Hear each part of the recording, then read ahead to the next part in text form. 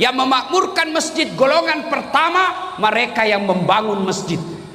Saya betul-betul tidak bisa membangun masjid, Ustadz, tidak bisa nyumbang ke masjid.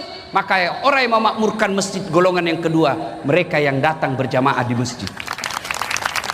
Alhamdulillah, saya beberapa kali datang ke Tanah Bumbu ini, Masya Allah, masjid selalu penuh, Pak. Alhamdulillah. Apalagi kalau subuh, penuh. Sampai di luar, Bu, tidak ada di dalam.